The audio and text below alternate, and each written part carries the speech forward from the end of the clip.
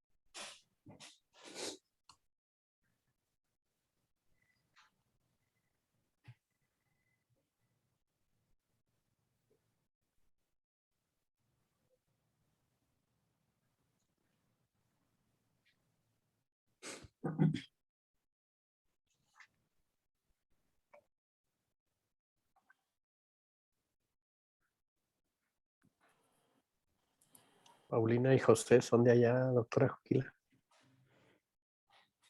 No, Paulina es de la FES Acatlán. Sí. José Hernández, no sé. La verdad no. Mi Es mi porra creo amigo, que lo todavía. invité. Excelente. Excelente, Paulina. Creo que mi porra no se está conectando. Es que hay viento, aunque hay calor, hay vientos. Entonces tenemos inestable el internet. Ahorita con calma, pues, según el transcurso de la presentación se van integrando más. Ok, una disculpa, me tardé un poquito, pero ahora sí ya está listo para iniciar en cuanto me indiquen ustedes. No, pues ya, Brenda. Perfecto, ya está en vivo. Ok, bueno, pues muchas gracias, Brenda. Pues buenas noches a todos, bienvenidos a esta segunda sesión del seminario Ideología y Dominación que vienen organizando desde el semestre pasado de este año los cuerpos académicos de políticas públicas de lo mismo, así como el posgrado en ciencia política y el cuerpo académico procesos sociales contemporáneos, ciencia política y sociedad. Digamos esos tres cuerpos académicos, los dos últimos de la unidad académica de ciencia política de aquí de la Universidad Autónoma de Zacatecas, con la intención de fortalecer el intercambio académico y científico. Y el día de hoy vamos a trabajar un texto que se llama Política, Ideología y Discurso de Van Dyck, que nos hace el honor y un gusto la doctora Juquila de coordinar la sesión, esta segunda sesión del seminario.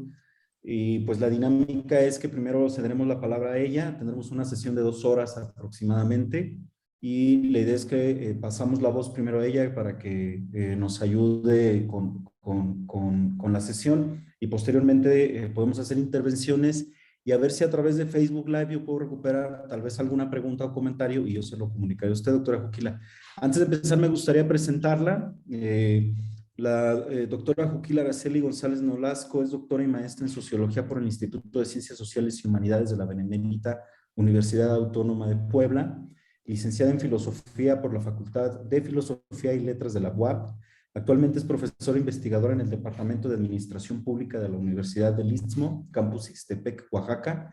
Cuenta con el reconocimiento de perfil deseable PRODEP. Ha sido responsable técnico de proyectos con CONACYT y PRODEP. Pertenece al Cuerpo Académico de Políticas Públicas de la Universidad del Istmo. Sus líneas de investigación son problemas sociales, conflicto de adaptación y políticas públicas. Cuenta con experiencia en investigación cualitativa con trabajo de campo. Recientemente fue colaboradora del proyecto titulado La emergencia de las noticias falsas en el ámbito de la salud en el contexto de la pandemia COVID-19 en México, discursos y construcción simbólica de los actores sociales, que fue financiado por el Consejo Nacional de Ciencia y Tecnología CONACYT, y que, bueno, pues estuvo a cargo del doctor Noé, que es integrante de uno de los cuerpos académicos de aquí de la Unidad Académica de Ciencia Política aquí en Zacatecas. Y pues muchísimas gracias, doctora Juquila. Bueno, comentarles que el doctor Jorge Martín Cordero Torres, como estaba anunciado, no podrá presentarse hoy por cuestiones personales, pero A pesar de ello, pues agradecemos a ambos y ya tenemos, yo creo que casi 2 años trabajando en coordinación con la doctora Juquila. Entonces, pues eso es pues es un gusto. Y pues adelante, doctora Juquila. La sesión es toda suya. Muchísimas gracias, doctor Jesús Moya. Muchísimas gracias a todos por este espacio para poder reflexionar en voz alta y de forma dialógica en torno a uno de los temas que son indispensables en la reflexión del campo de las ciencias sociales, como es la ideología. Para la presentación, me voy a permitir compartir. Quisiera mencionar, en primer lugar, que es una presentación muy básica que busca poner en la mesa del debate las ideas claves del autor que hoy estamos reflexionando, con la finalidad de dar apertura al diálogo propiamente.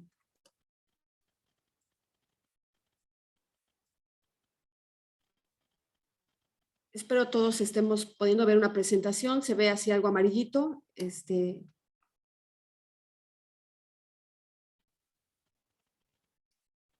La voy a poner en esta versión porque si no, no me da oportunidad a hacer los cambios de repente la plataforma. No me...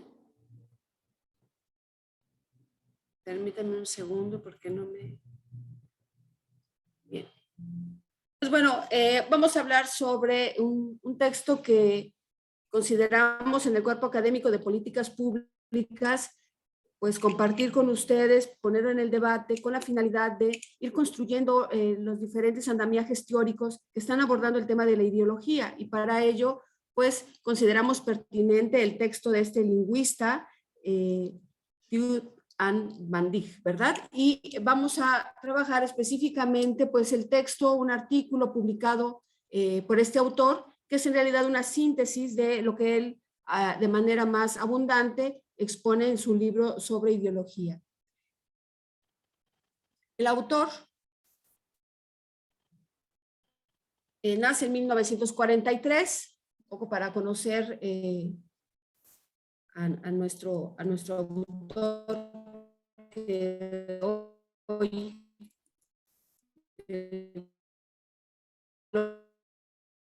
estaremos hablando. Pues él es profesor de estudios del discurso, es una especie de campo estudioso del discurso, y hasta el año estuvo en la Universidad de Ámsterdam, después también en la Universidad de Barcelona. Actuales textos específicamente vinculados al estudio del discurso y del racismo. Tiene entre sus publicaciones más sobresalientes un manual de análisis del discurso, estudios del discurso, hace dos décadas. Asimismo, ha fundado varias revistas internacionales especializadas en la materia, y entre sus artículos más conocidos, pues se encuentra el que hoy vamos a discutir, así como sus libros más importantes. Quizás el que es más conocido es el de El racismo en la cima y El racismo y los discursos en América Latina, del 2009. Actualmente este autor pues sigue trabajando sobre la línea de crítica del discurso, y fue fundador de la Asociación Latinoamericana de Estudios del Discurso, conocido como ALED, quien recientemente pues llevó a cabo el congreso correspondiente para el año en curso.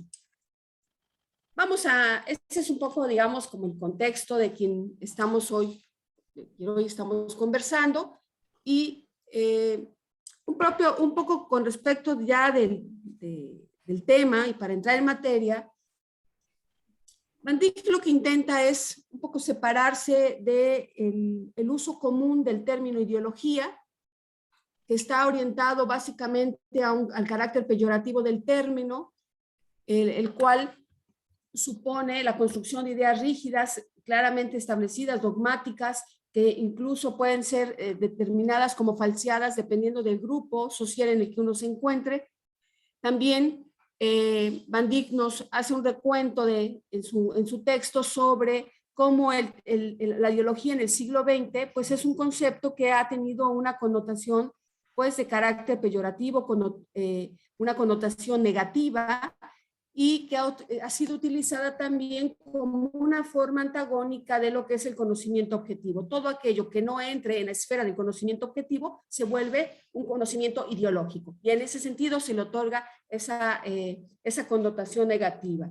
Del mismo modo, de una manera muy sintética, expone cómo Tracy, filósofo del XVIII, pues abre un espacio dentro del campo de las ciencias sociales para formar propiamente la disciplina de las ideas, y que llevaría por nombre ideología. Así que podríamos recuperar de Tracy esta idea de la ideología también ya es un campo de conocimiento, una disciplina específica que merita pues ser analizada y estudiada. Y creo que en este seminario que hoy nos congrega, pues es un buen espacio para comprenderla en esos términos. Sin embargo, nuestro autor va a tomar también distancia de esta perspectiva para incorporar elementos que suponen la superación de esta visión de la ideología.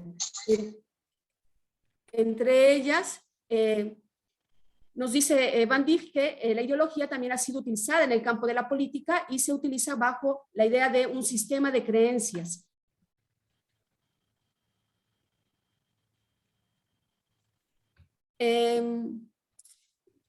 Van Dijk reconoce que en el caso de la ideología se asume que esta está en su forma natural y que se expresa como una forma dominante. Así que quien ejerce o hace efectiva la ideología pareciera ser en automático, en consecuencia, sería un grupo dominante. Sin embargo, Van Dijk va a diferir de esta posición. También observa Van Dijk que hay dos posturas quienes han trabajado de algún modo el tema de la ideología, uno de manera más directa, como lo ha sido Gramsci, que le da esta connotación hegemónica de la idea de que la ideología corresponde a un grupo dominante, y Bourdieu, que quien, si bien es cierto, sabemos que no recurre propiamente al concepto de ideología, se puede encontrar de forma subyacente en el concepto de violencia simbólica. Sin embargo, dice, es un concepto vago que no se explora de manera puntual, y que ha sido utilizado para mostrar justamente los antagonismos, la oposición entre los grupos sociales existentes. Y en eso ve el elemento común entre Gramsci y propiamente Bourdieu. También cabe mencionar que en el caso de Van Dijk va a tomar distancia de una visión estructuralista del marxismo, en donde no posiciona a la ideología como parte de la superestructura, y eso lo vamos a ver un poco más adelante, pero sí me gustaría mencionar ese elemento de cómo toma distancia del marxismo, no para, me parece que no para desacreditarlo, sino más bien para que empíricamente podamos tener elementos que nos permitan observar cómo la ideología penetra a esos grupos que conforman en todo caso las dos clases sociales, de las cuales habla el marxismo. También Van Dijk define a la ideología como ese fundamento de las representaciones sociales compartidas por grupos, es decir, lo que está debajo, lo que subyace a las representaciones sociales es la ideología. Y esta noción de ideología entonces puede ser valorada en función del grupo quien la detenta. De tal manera que esta puede ser valorada de forma positiva o de forma negativa, o no necesariamente ser valorada, lo cual no significa propiamente que sea avalorativa, sino que esta depende del grupo quien la detenta. Del mismo modo, Van Dijk va a argumentar que la construcción de la ideología no le pertenece específicamente a un grupo dominante. También podemos hablar de la ideología en aquellos grupos que muestran resistencias, oposición, etcétera. De tal manera que, para poner un ejemplo mínimo, podríamos decir que en el caso de movimientos sociales, en organizaciones de luchas, podemos observar que también hay una construcción ideológica, y podríamos poner el caso del movimiento zapatista. Si no solamente pertenecen a esos grupos hegemónicos que históricamente han sido identificados como grupos dominantes, sino también a aquellos que en una relación antagónica, bueno, también expresan un posicionamiento y hay una configuración de una representación social compartida específica. En ese sentido también nos dice que la ideología, en un sentido general, tiene que ver con grupos sociales, entonces, con las clases, con las comunidades, y que además, la ideología es una manera en la cual se representan los intereses de esos determinados grupos. Entonces, nosotros podemos identificar de esta manera que la ideología no precisamente pues, puede ser estudiada desde esta categoría asumida como natural, como una forma dominante, sino como una forma en la cual también se están expresando y representando intereses de ciertos grupos.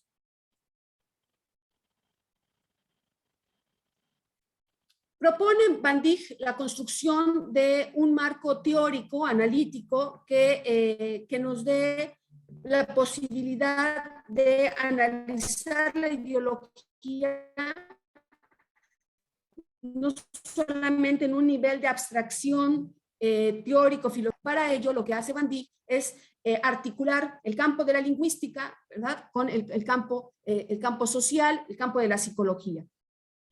Retoma tres conceptos, que es el de la cognición, la sociedad y el discurso. En la cognición podemos ver cómo tiene que ver con la conformación de esas figuras mentales que podemos apropiarnos de manera personal, pero que existen de manera colectiva, y podemos también observar cómo a través de la teoría de la representación social se ven expresadas justamente estas ideologías. Y el discurso como ese medio que permite el establecimiento de ese puente. En ese sentido, Van Dijk reconoce que es necesario estudiar, sí, la estructura interna de las funciones mentales de la ideología, pero también en términos de la cognición social, no solamente en términos estrictamente cognitivos que aluden a lo individual, a lo particular, sino de la construcción social de la ideología. Y como segundo lugar, observa que existen condiciones y funciones de la ideología, y estas condiciones y funciones de la ideología pues no solamente son cognitivas, dice Van Dijk, que son también condiciones sociales, políticas, culturales e históricas. Esto en el campo de las ciencias sociales se vuelve muy útil, en el campo de la ciencia política, para el análisis de políticas públicas, se vuelve muy interesante porque nos aporta elementos para poder construir un marco teórico que nos permita analizar aspectos específicos, situaciones muy concretas, fenómenos muy concretos. Y él, por ejemplo, en este estudio, pues pone el caso del racismo, ¿verdad?, y hace un análisis propiamente del discurso sobre este tema. En tercer lugar, lo que nos dice Van Dijk es que la ideología también se van formando, son una construcción, y estas van cambiando, aunque su cambio no es tan rápido ni tan acelerado. De algún modo, más adelante vamos a ver cómo es que son permanentes. Sin embargo, las ideologías se forman, van cambiando, se reproducen también, pero esta reproducción de la ideología se da a través del discurso. Es decir, el discurso es este medio, es este puente por el cual se da la reproducción de las ideologías. Pero esta reproducción se da a través de contextos muy específicos. En ese sentido, las ideologías también tienen propiedades de carácter social como propiedades de carácter cognitivas, y estas pueden ser analizadas de una forma integral. Leía yo por ahí algunas reseñas sobre Van Dijk y demás, y algunos autores hablaban de una visión multidisciplinar en Van Dijk que se puede observar en el análisis de la ideología, una visión sistémica también, claramente organizada sobre los elementos que configuran la ideología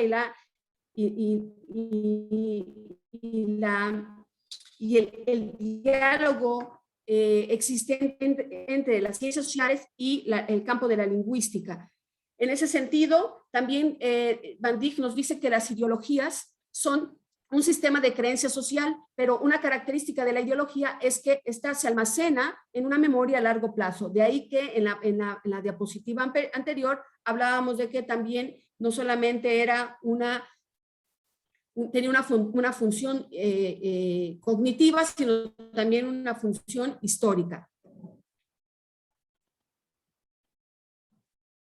De acuerdo con Van Dijk, ubica que las ideologías son esencialmente sociales y que no existe una ideología individual o personal, así que no podríamos hablar de la ideología de Juquila, la ideología de X, Y o Z, más bien la ideología es una construcción social, ¿verdad?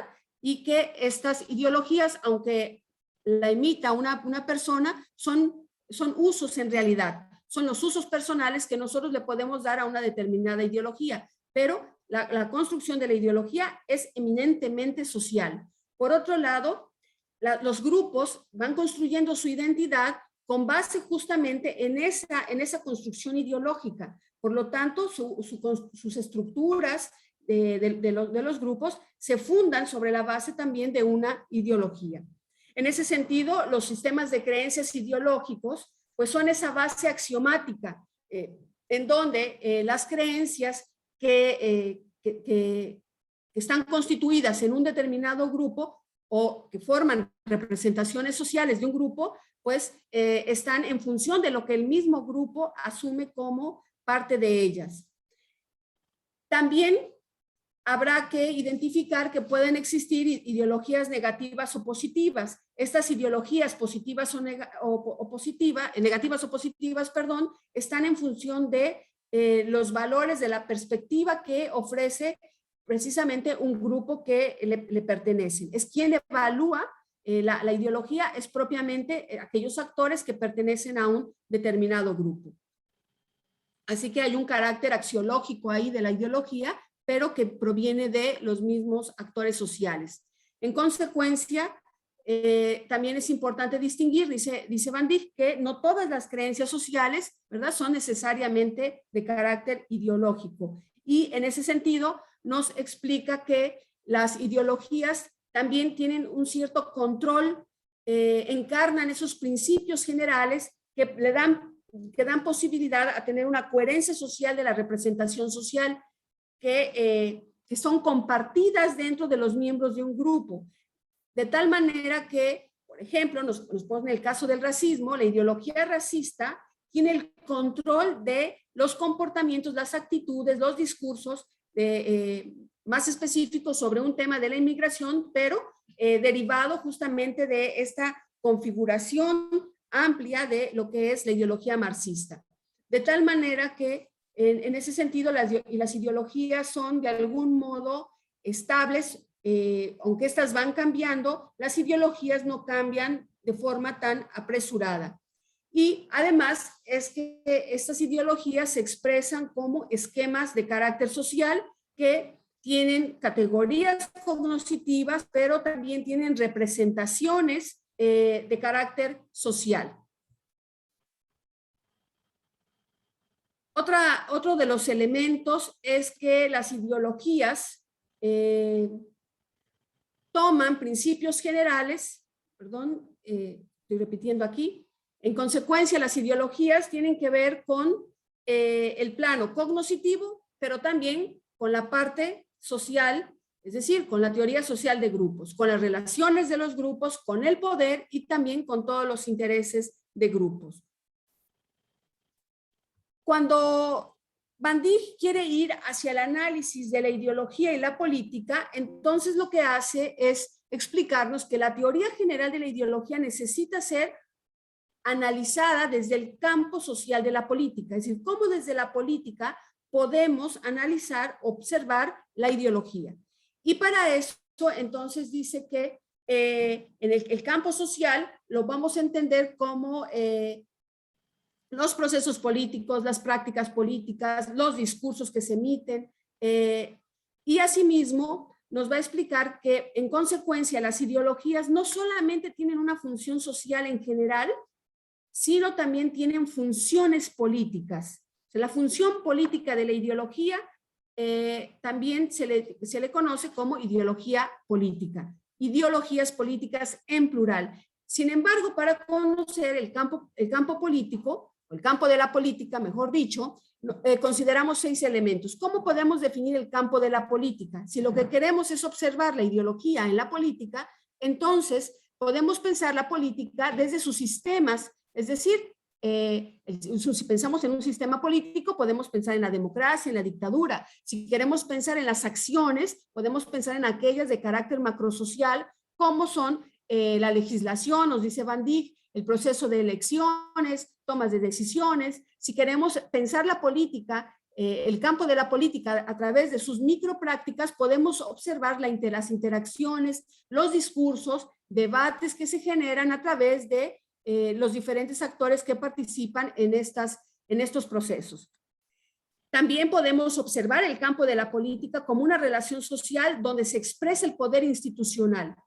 Y podemos también, en quinto lugar, observar el campo de la política a través de las normas y de los valores que se configuran en este campo, así como las ideologías políticas. Así que en el campo de la política podemos observar ideologías políticas. Esto me parece, a mí me gustó muchísimo porque puede ser un aporte muy interesante para escudriñar ahí algunos temas, especialmente lo que nosotros queremos trabajar aquí en el Cuerpo Académico de Políticas Públicas, que está relacionado con el análisis de la política pública de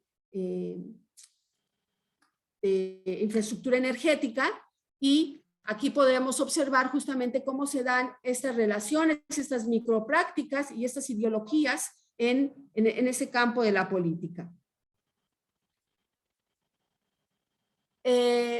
Para Van Dijk, si hay un campo social que es ideológico, entonces ese es eminentemente el campo de la política. Y si entonces, en consecuencia, ¿verdad? Como un razonamiento lógico-deductivo, si lo político es ideológico, también las prácticas políticas también son ideológicas y en consecuencia los discursos también son ideológicos. Y para el análisis entre la relación entre el discurso, la política y la ideología, que es el punto central del análisis de Van Dijk, nos va a explicar que las ideologías políticas no solamente están implicadas en la producción o en la comprensión de los discursos políticos o de las prácticas políticas, sino también las ideologías políticas están implicadas en la reproducción de esos discursos políticos que se emiten. A su vez, esos discursos se vuelven a través de estos discursos se vuelven observables las ideologías. Así que una manera de dar cuenta de la ideología política es a través justamente de los discursos políticos.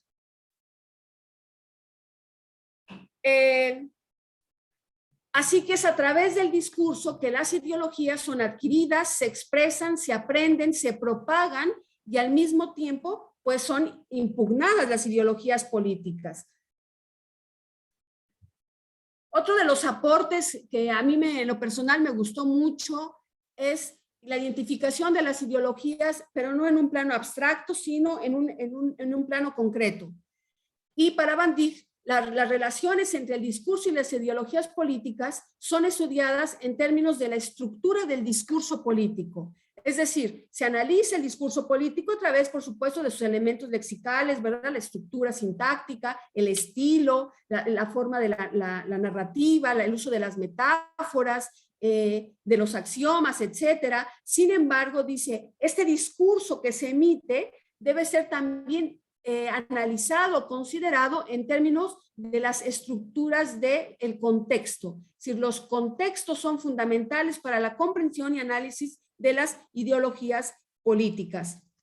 De tal manera que en el análisis tradicional lo que se observa es que las ideologías políticas son estudiadas generalmente en términos de las estructuras del discurso político, y para eso está el análisis del discurso, y lo hacen generalmente a través del análisis de los elementos léxicos. Van Dijk propone que el discurso político sea conceptualizado bajo la estructura de ese contexto que no es otra cosa más que, cito, esas definiciones subjetivas propias de los participantes en situaciones comunicativas, donde ellos controlan todos los aspectos de la producción de discurso y comprensión. Y lo que hace Van Dijk es proponer en su estudio de caso que nos plantea, es mostrarnos cómo se da esa tensión entre los grupos políticos, los partidos políticos de la Cámara de los Comunes, ¿verdad? En donde justamente es el contexto en el cual podemos observar cómo se están desahogando ahí las diferentes ideologías políticas, en donde podemos observar esta relación entre el nosotros y el ellos,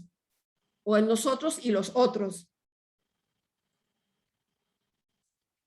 Entonces, las situaciones políticas y los contextos se pueden observar a través de 4 maneras. Uno, en el nivel cognoscitivo, entendiéndolo como un modelo pragmático de contexto, que implica que hay un control de los actos del habla y los actos de situación corriente. Es decir, que no hay dentro de un determinado espacio, dentro de un contexto, perdón, no espacio, no usa la categoría de espacio, usa la categoría de contexto, dentro de un determinado contexto, siempre hay control de los discursos, de lo que se va a decir y de cómo se va a decir. También hay un control y selección de la información de qué es lo que puede presentarse en ese contexto específico y de aquello que no puede presentarse. Pero la selección de la información se construye a través de la intersubjetividad, es decir, de todos aquellos que forman parte de ese contexto, de aquellos que van a hablar, de aquellos participantes, son los que determinan la selección de la información.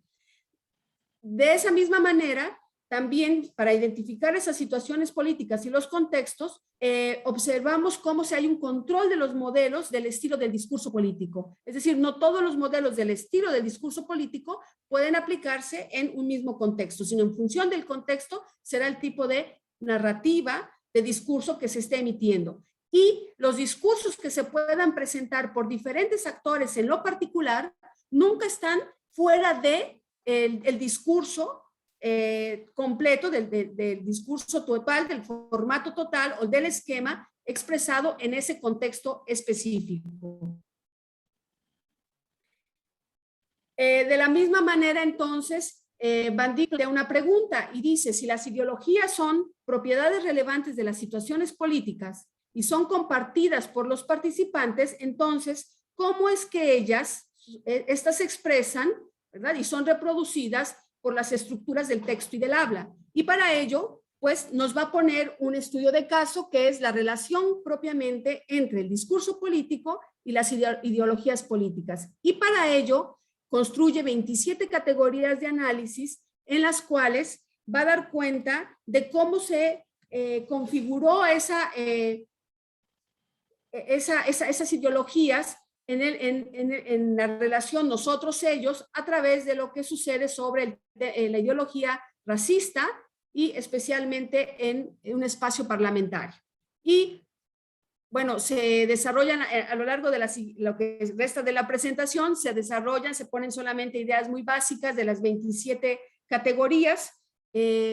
No sé, pues no quise poner todo el caso otra vez, ¿verdad? Me parecía como innecesario. Sin embargo, lo que quisiera mencionar es que las 27 categorías, como la de la autoclarificación, en donde un determinado grupo, el grupo del nosotros, ¿verdad?, hace uso de las alabanzas hacia un país, por ejemplo, se hace uso de la retórica nacionalista, va dando la formación a lo que sería un discurso político y que le está ahí debajo está propiamente la ideología y esta se expresa de manera explícita o implícita. Y lo mismo va a pasar con cada una de las categorías que nuestro autor nos expresa. Sin embargo, estoy entre la duda porque son las 7 de la noche, ¿verdad? Me gustaría mejor dejarlo aquí, más que presentar cada una de las 27 categorías. Sí me gustaría mencionar que esas categorías están conformadas bajo la visión lingüística, pero también bajo esa visión social, ¿no?, que estaba el elemento cognitivo, el de la sociedad y el discurso. El discurso como un medio a través del significado de los conceptos, pero también está la parte de la estrategia política cuando vemos, por ejemplo, el uso de la victimización, el uso del populismo, de la polarización como parte de la estrategia política para la construcción de un discurso político en el cual están permeadas de ideologías políticas, las cuales muestran de algún modo el posicionamiento de los grupos, el nosotros, ellos, ¿verdad? Y que en ese sentido observamos cómo el texto de Van Dijk se vuelve muy útil. Quiero mencionar que no era un texto que un autor que yo conociera con precisión. Sin embargo, cuando empezamos a hacer la revisión de la literatura para el capítulo del libro que estamos trabajando, encontramos que este texto nos ofrece herramientas metodológicas de un concepto que puede ser observable empíricamente y que para diferentes estudios, ya dependiendo del campo que estemos trabajando en las ciencias sociales, pues nos puede ser muy útil. Yo me quedaría aquí para abrir el debate y que esto fluya de una manera, como dice Freire, mucho más dialógica. Muchísimas gracias. Pues muchísimas gracias, doctora Joquila. Pues sí, sin duda habrá intervenciones, discusión sobre lo que usted nos platica y a partir de la lectura del texto, que esa es sobre todo la intención. Entonces, dejaría yo abierto el micrófono para la participación de cualquiera de nuestros integrantes que están ahorita integrados a la sesión. Y procuraré seguir a través de Facebook Live a ver si hubiese alguna pregunta o comentario también para comunicársela a la doctora Joquila o en general, digamos, al grupo de trabajo que estamos ahorita aquí reunidos. Entonces, bueno, pues pasamos la palabra al doctor Carlos. Adelante. Muchas gracias a todas y a todos los colegas, compañeros, alumnos, a los miembros de los 3 cuerpos académicos que nos encontramos aquí reunidos en esta segunda sesión del taller sobre ideología y dominación para platicar, como dice la doctora Joquila, para disfrutar, para abordar de la mejor manera este material, un material interesante, desde mi perspectiva muy didáctico, que es muy claro en su exposición, aun y cuando efectivamente guarda ciertas dificultades para quienes no somos lingüistas o para que no somos especialistas en los discursos, en el abordaje desde una perspectiva como la de Van Dijk. Pero bueno, a mí me gustó el material, destacar que es importante que desde el principio se posicione señalando que tradicionalmente las ideologías tienen esta carga negativa, es decir, de una falsa conciencia o de una falsa representación de la realidad, pero que en este acercamiento que él y otros autores vienen haciendo, más contemporáneos, se describe a las ideologías como representaciones sociales compartidas por grupos. Es decir, yo coincido con que eso una ideología es una representación social que comparten grupos colectivos, miembros de ciertos sectores de la sociedad. Es decir, no identificar también, este es un segundo punto que quiero destacar, a las ideologías o a la ideología con los grupos dominantes. Es decir, no señalar que es propiedad de los grupos dominantes para el ejercicio de la dominación y del control político, sino que estas ideologías son personalmente adquiridas y socialmente reproducidas por las prácticas sociales, así como por los discursos de un grupo. Esto me parece importante resaltar, que si hay un campo social que es ideológico, es el de la política. Es decir, en nuestra disciplina, la ciencia política, es esencialmente un campo social donde predominan las ideologías, los conflictos, las disputas, las tensiones, que son parte importante, las ideologías son parte importante de la lucha política y social. Es decir, hay una construcción social de la ideología y en particular ahorita que estamos trabajando en la elaboración de este texto, de este libro sobre ideología y dominación en América Latina, de manera colectiva, los cuerpos académicos, me pareció muy prudente y oportuno destacar esta construcción social de la ideología, cómo la ideología está presente no solo en las elecciones, no solo en los parlamentos, no solo en las campañas políticas, en la propaganda, y no solo en el campo de lo político o de la ciencia política, de la política institucional o político partidista, sino que la política está presente en todos los ámbitos, en todas las prácticas sociales, y que nos permite, nos facilita identificar, por ejemplo, en el caso de México, esta aguda y acentuada lucha política e ideológica entre proyectos en disputa que se reproduce todos los días y en todos los medios, en las redes, en la televisión, en los programas radiofónicos, en muchos espacios de análisis, entre posiciones encontradas ideológicas que son políticas y que dentro de la política tienen implicaciones ideológicas, con intelectuales como Enrique Krause, Silva Herzog Márquez por un lado, y por el otro también personajes como Lorenzo Meyer, Armando Bartra, Paco Ignacio Taibo, por ejemplo, por señalar algunos. Es decir, por un lado puede estar un Enrique Dussel y por el otro un Mario Vargas Llosa. Pero me parece importante destacar la centralidad de la batalla cultural, simbólica y discursiva como parte de la lucha política, como parte de la lucha por el poder. Es decir, no solamente se trata de ganar elecciones, del ejercicio del gobierno, sino de la disputa por la narrativa que resulta en estos momentos fundamental. Es decir, hay una ideología, que es la ideología neoliberal, que fue dominante durante las últimas 3-4 décadas en América Latina, donde se prima la acción del individuo por encima del valor de lo colectivo, de lo comunitario, o de la búsqueda de estos consensos y salidas grupales, colectivas.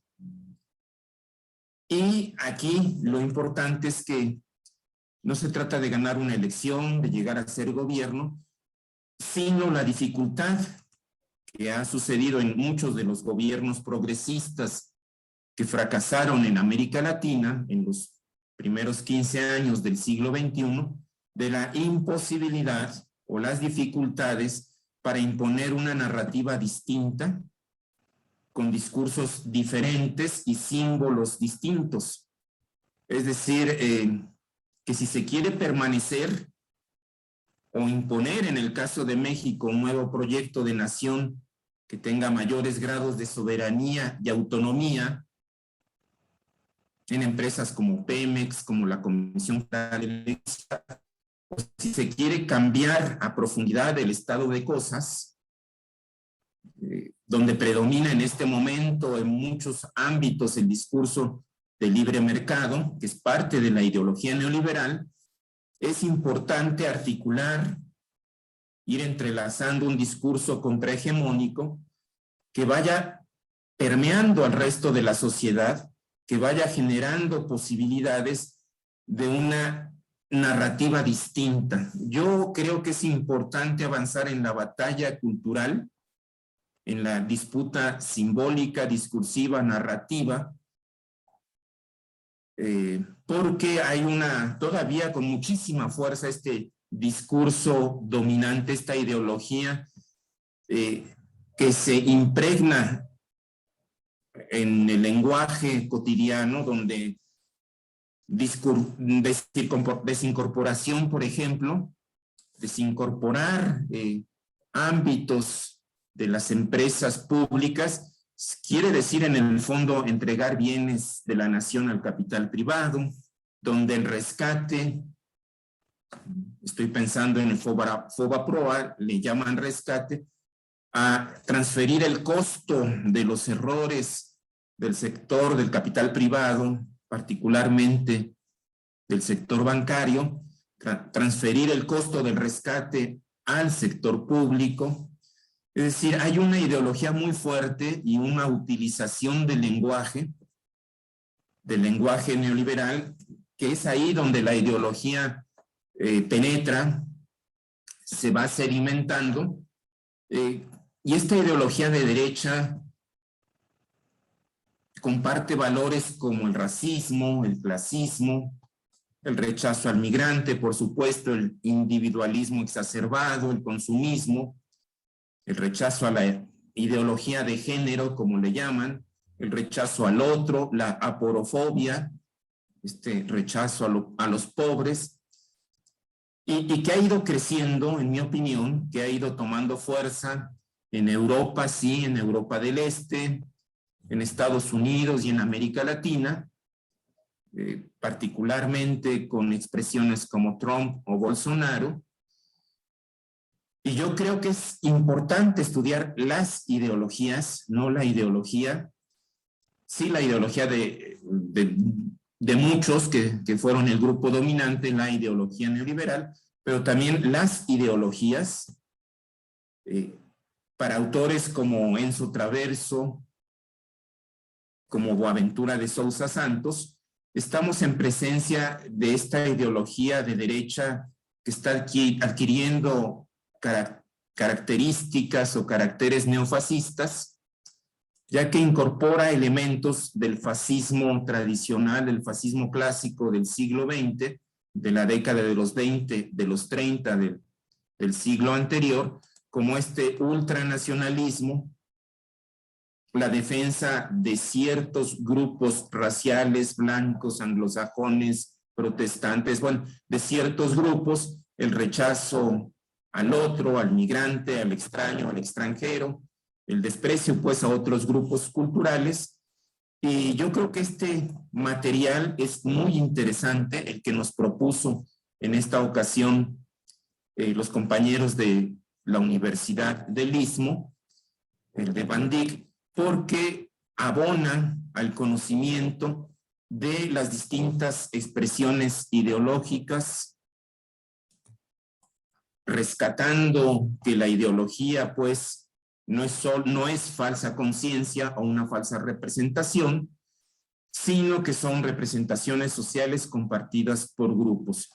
Para mí hubo dificultad en lo personal, en la segunda parte, en la parte de las 27, no las había contado, pero ya las conté ahorita que la doctora Juquila nos dio el número efectivamente de estas 27 categorías de análisis del discurso ideológico, que van desde categorización, comparación, consenso, desmentidos, eufemismos, evidencias, expresiones, hipérbole, implicación, ironía, metáfora, polarización, presuposición, victimización. Hubo algunos problemas y falta de profundidad y de conocimiento lingüístico y semántico en mi caso, pero me parece un excelente material para identificar la íntima, la estrecha relación entre el discurso,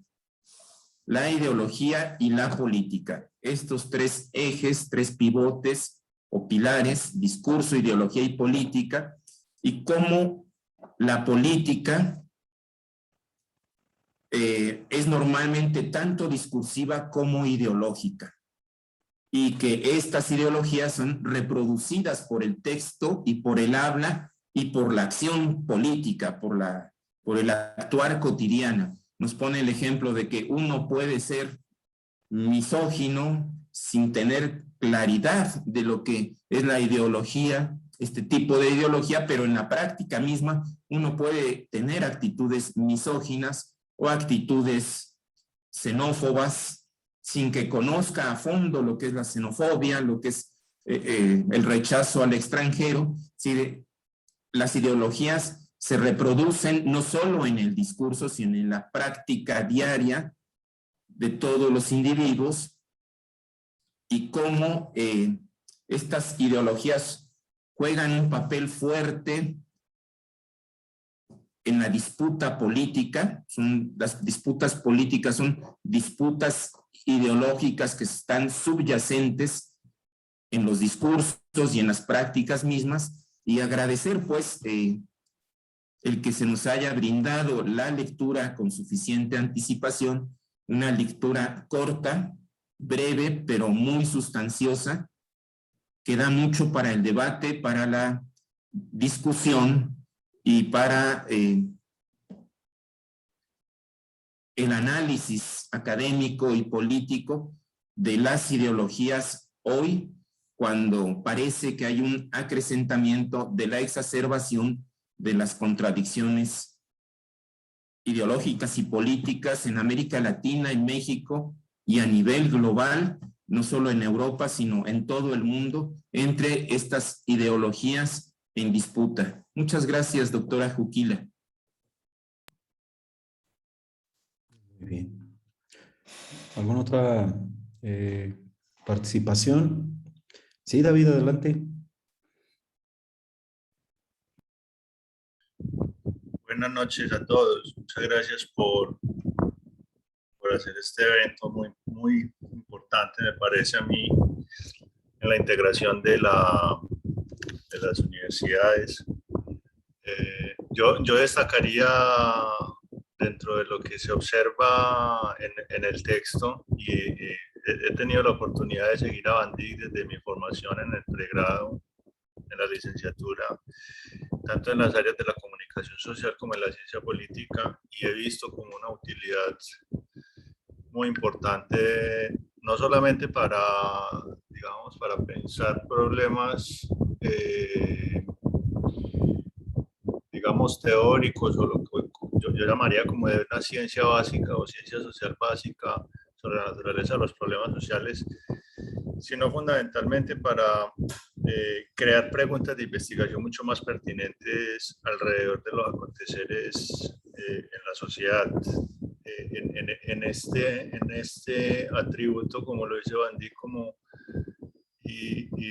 inocultable y fundamental de la política, que es la comunicación, y a la vez el atributo fundamental de la comunicación, que es el ejercicio del poder o de las atribuciones de poder que se observan en cualquier enunciado de comunicación.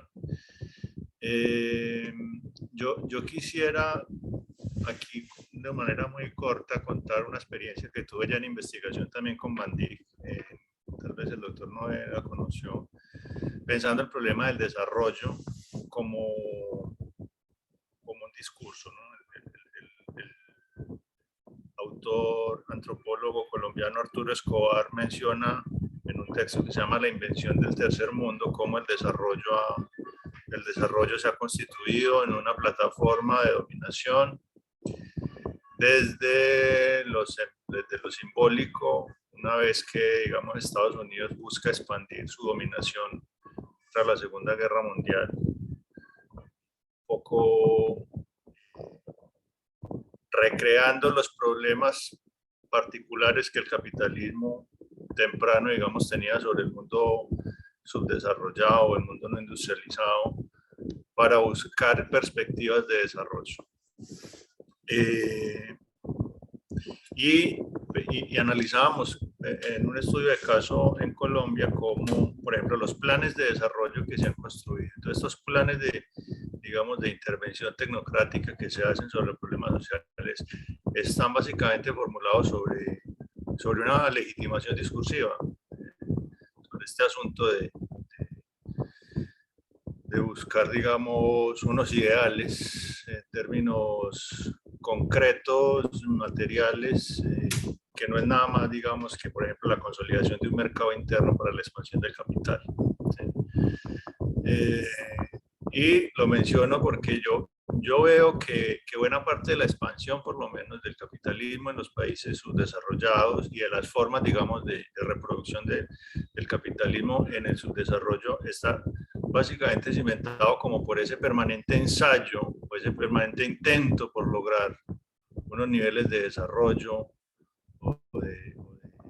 sí, como de acercarse, digamos, a unas formas óptimas de vida que se nos han impuesto de una manera simbólica y detrás de lo cual, digamos, hay un andamiaje de propaganda muy consolidado desde las grandes potencias.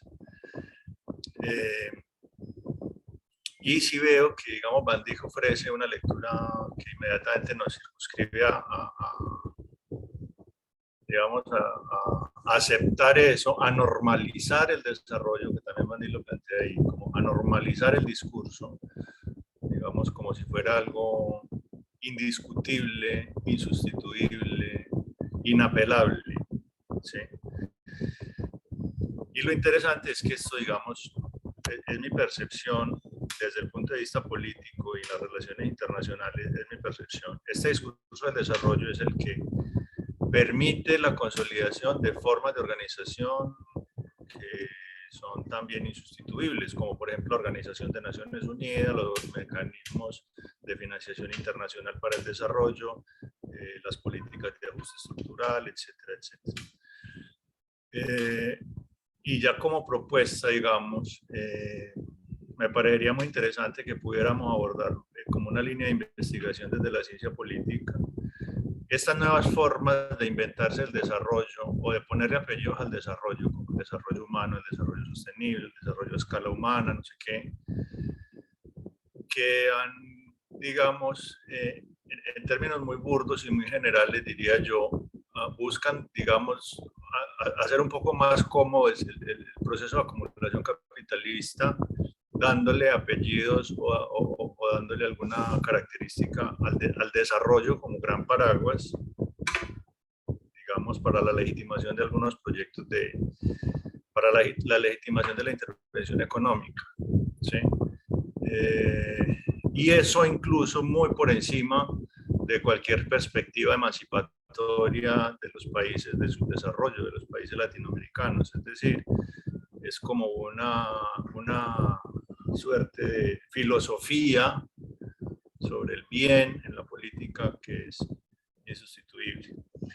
Entonces, puedo compartirles el producto de esa investigación que realizamos en Colombia, la aproximación sobre estudios del desarrollo desde el discurso. Parece que por ejemplo, en los temas ambientales, en los temas de discursos emancipatorios, habría que ver cómo se ha problematizado este tema del desarrollo. Y bueno, quería aportar eso. Y muchas gracias, doctora Junquila, por la presentación. Muy contento de verla. Muchas gracias, David. Doctora Junquila, hay un comentario aquí en el chat. Le doy lectura, luego vemos si alguien tuviera alguna otra participación. Y si no, no sé si a usted le gustaría ir integrando un poco estos comentarios, a ir avanzando en el análisis de la lectura. Este es de César Alejandro Aguilar. Él es, de hecho, un estudiante nuestro de aquí del doctorado en Ciencia Política. Y a él, de hecho, en su tesis trabajó de manera amplia el concepto de ideología. Está trabajándolo de manera muy cercana hacia los aportes que se hacen desde la psicología ambiental. Ahí estamos haciendo una especie de trabajo interdisciplinario entre la ciencia política, la psicología ambiental, etc. Una tesis muy interesante. Él plantea, dice, bueno, muchas gracias por la presentación, muy interesante el concepto de ideología de Van Dijk. Me gustaría saber si nos puede compartir su presentación. Creo que, de alguna forma, nadie se escapa de incorporar aspectos ideológicos en su sistema de creencias. Me llama mucho la atención con la que se puede identificar ciertas ideologías como la racista o la nacionalista. Pero yo me pregunto qué pasa con esos aspectos que no se consideran propiamente ideológicos. ¿Por qué es más fácil identificar ideologías de derecha que las ideologías de izquierda? ¿Acaso no se reproducen discursos ideológicos de izquierda en el ámbito político? Entonces, digamos, esa es una serie, digamos, de preguntas que parten de la reflexión de la presentación que hizo usted, doctora Junquila. A lo mejor son preguntas y vamos a ver si hubiera algún otro integrante de la sesión del grupo de trabajo que quisiera hacer algún otro comentario. Y si no, pues no sé si nos puede ayudar un poco con las participaciones que ya se han vertido, doctora Juquila. Claro que sí, doctor Jesús. Pues muy interesante las observaciones y los comentarios. A mí me parece que Van Dijk es un texto que para los que hemos sido formados más desde el modelo del siglo XIX, del materialismo dialéctico, ¿verdad? Donde estamos constantemente viendo o analizando los antagonismos de clase, ¿no? Pues uno podría decir que está alejado del marxismo. Sin embargo, y con temor a equivocarme, ¿verdad? Y lo pongo en la mesa del debate, me parece que Van Dijk decía en su momento, toma distancia de ese marxismo, ¿verdad? Para poder analizar el concepto de ideología, para no limitarlo, no reducirlo solamente. Si la ideología no es una construcción de clase únicamente, ¿no? Sino que más bien abre el término. Al abrir el término, me parece que da posibilidades justamente a que esto pueda ser observado en las la micropolítica, en las microrelaciones sociales o en las macrorelaciones sociales. De ahí que, un poco atendiendo a la pregunta de César Alejandro, evidentemente existen ideologías de derecha, ideologías de izquierda, ¿no? Pero la valorización, si son de derecha o son de izquierda, desde la perspectiva de Van Dijk, dependen justamente de ese grupo que las conforma, que las produce, pero también que las reproduce. Eso es lo interesante, que el concepto se abrió, me parece. Y en ese sentido podemos ver cómo dentro del proletariado, por ejemplo, existe una multiplicidad de ideologías también que están ahí como una base coherente, ¿no? Como una especie de totalidad ahí que están siendo reproducidas en términos y en espacios muy, muy específicos. Entonces, sí creo que hay diferentes tipos de ideología, no solamente la de derecha y la de izquierda, ¿no? Como decía el doctor Carlos, ¿no? La ideología neoliberal, ¿no?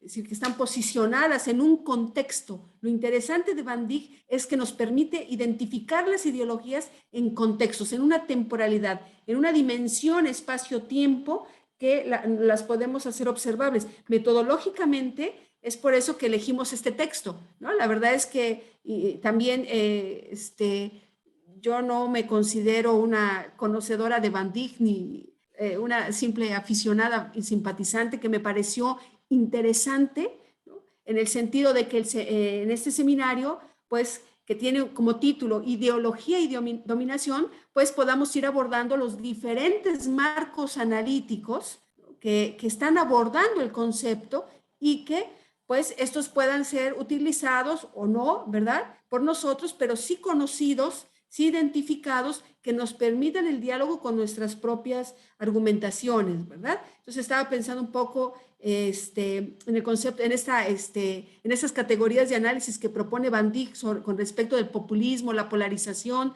¿no? El tema de que de algún modo fue considerado en la sesión anterior, en la primera sesión, por parte del doctor Noé, ¿verdad? Desde otra perspectiva teórica, cómo es visto y no está, me parece que tan separado, tan lejos Van Dijk del supuesto lacloniano, ¿verdad? El populismo como una estrategia política, ¿no? Que se expresa a través del discurso. Me parece que ahí podemos encontrar elementos de coincidencia, por supuesto, con todas las reservas epistemológicas que esto implica.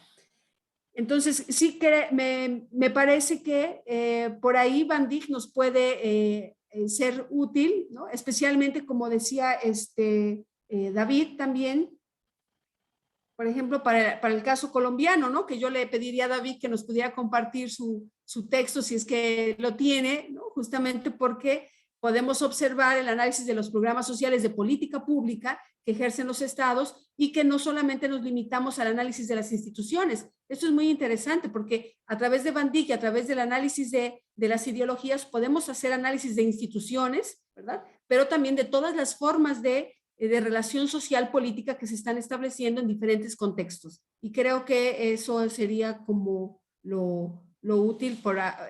Quisiera mencionar por parte del autor que hoy nos congrega aquí. No sé si por ahí Sí, pues sí. gracias, doctora. Sí, ¿no? ¿Algún otro comentario, alguien que quisiera participar? Levanto la mano el doctor Carlos, pasaremos después con el doctor Jairo y pues por lo pronto, ahorita vemos viendo qué más participaciones se van dando conforme vayamos avanzando. Adelante, Carlos. Sí, yo coincido con la doctora Juquila de la pertinencia del material del libro, y también me parece que esta idea tradicional del marxismo del siglo XIX, por supuesto que ha quedado superada, esta idea de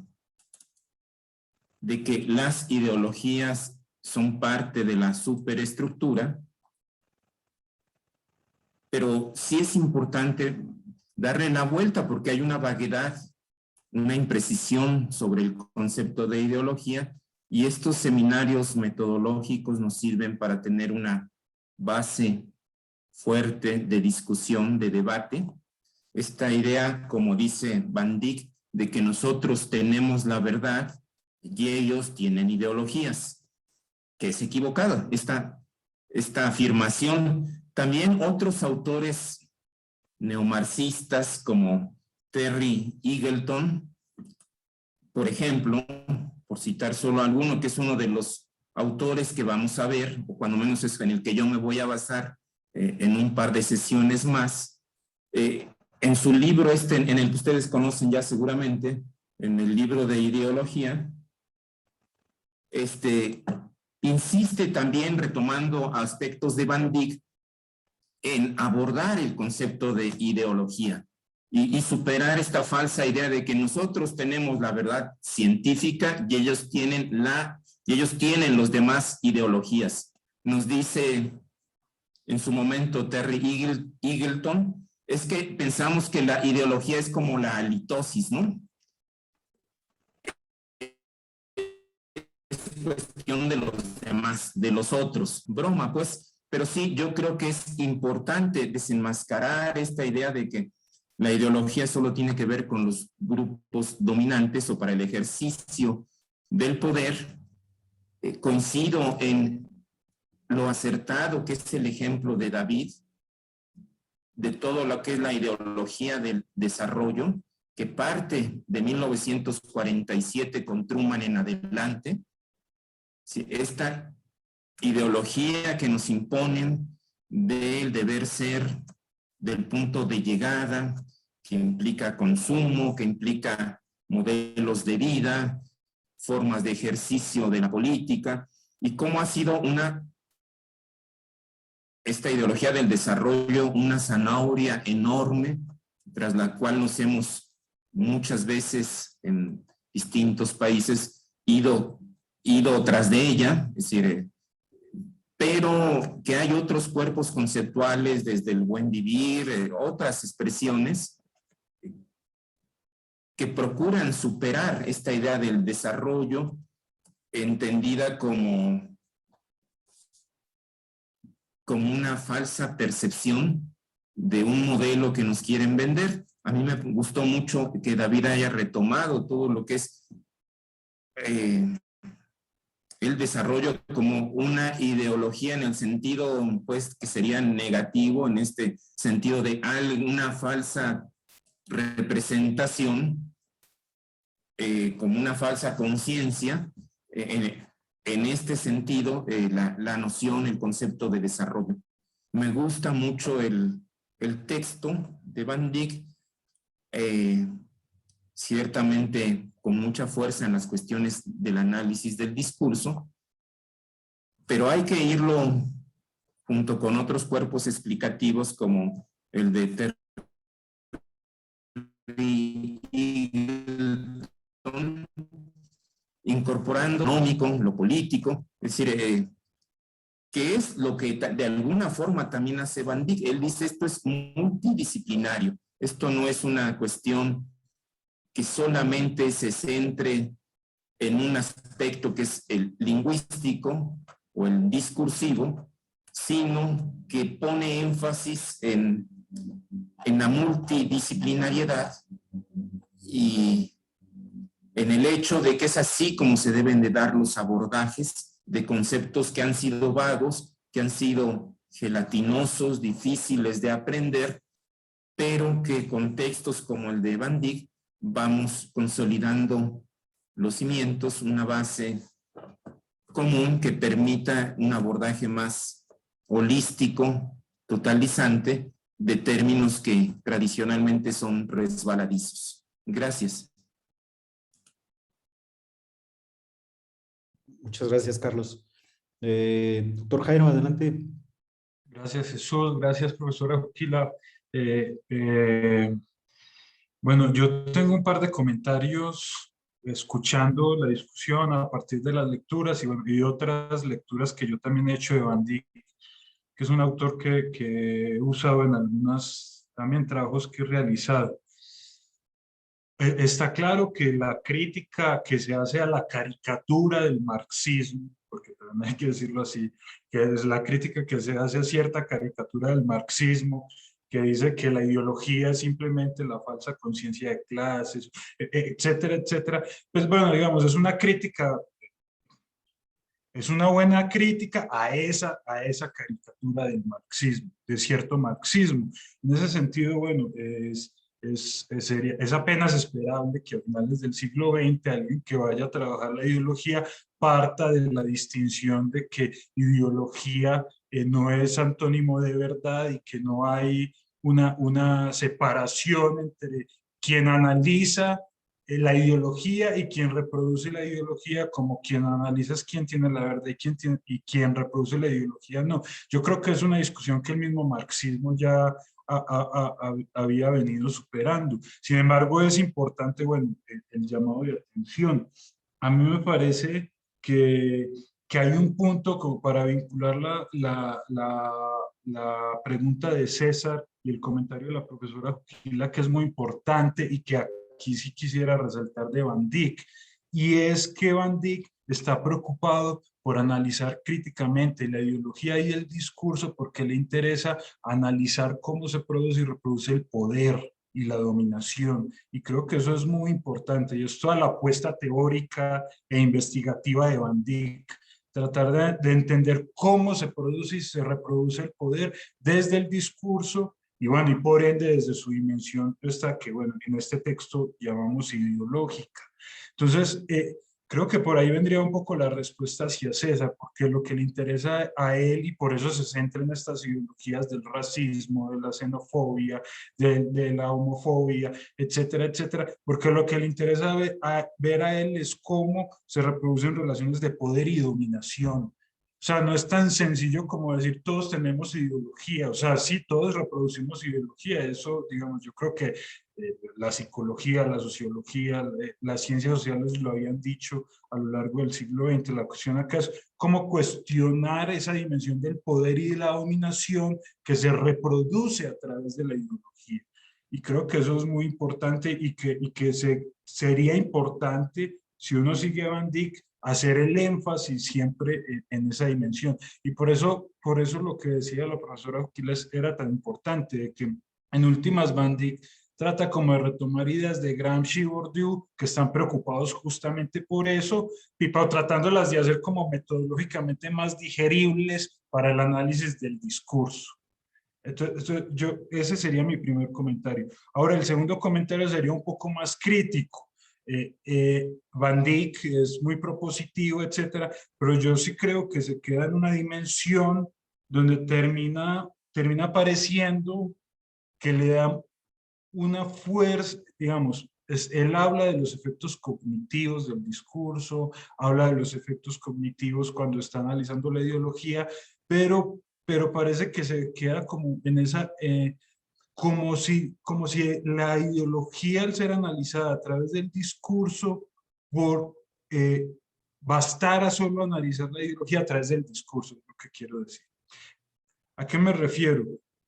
por ejemplo, escuelas del marxismo como del marxismo inglés que viene de Edward Thompson, de Raymond Williams, etcétera, etcétera, cuestionaron mucho esa prenoción de que hay una supuesta reproducción, ahí sí, paradójicamente, muy mecánica, entre que hay una ideología que se reproduce en la práctica y que por ende tiene ciertos efectos en la práctica.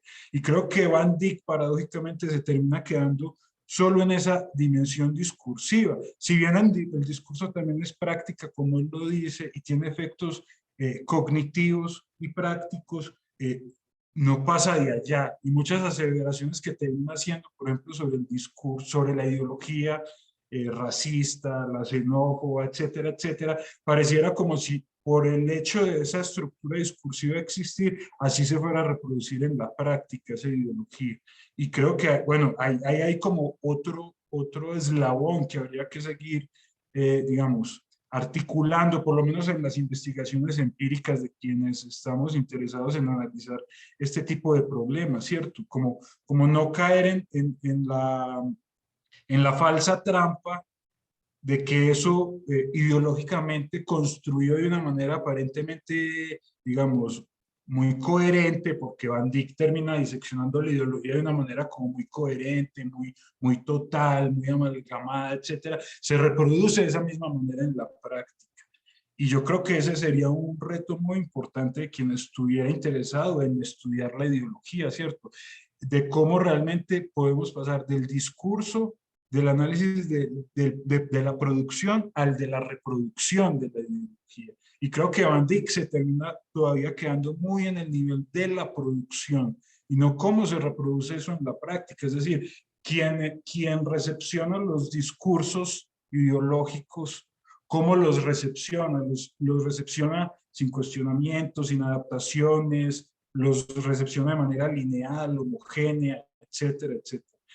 Creo que son como observaciones que siempre hay que tener, porque se suele ir uno mucho con la idea de que es una propuesta metodológicamente muy accesible, pero habría que ver como esas otras dimensiones que se terminan perdiendo de vista desde esa misma propuesta metodológica. Pero bueno, yo lo dejo ahí solo como por incitar por incitar a seguir pensando. Muchas gracias. Muy interesante, gracias. ¿Alguna otra participación? Doctor Jesús, Sí, adelante, doctor. buenas tardes a todas y todos. Me da mucho gusto, en primer lugar, que estemos en este diálogo, los tres grupos, cuerpos académicos, dos de la UAS y el de la mismo, y que estén también acompañándonos nuestras alumnas y alumnos del posgrado y de la licenciatura, que tenemos también ahí invitados. Y bueno, el texto que el día de hoy expuso la doctora Juquila, y muchas gracias doctora Juquila por la exposición, pues es parte también del libro que está coordinando la doctora Juquila con el doctor Carlos, y que son varias vertientes con las cuales estamos nosotros mirando lo que es la ideología y la dominación. En caso de Van Dijk, yo un poco partiría de las premisas de sus preocupaciones. Él dice que quiere armar una teoría sociocognitiva multidisciplinaria, ¿no? Digamos, esa es la posición, dice, para estudiar la ideología. Y a partir de ahí, creo yo, como un estudioso de la lengua, esas son, por supuesto, mis hipótesis de la lectura. Parte de la idea de Saussure, en el sentido de la lengua, es decir, esto que compartimos socialmente en la sociedad no es algo individual, sino compartimos estos símbolos, estas formas de comunicarnos, y esto que es compartido es socialmente construido.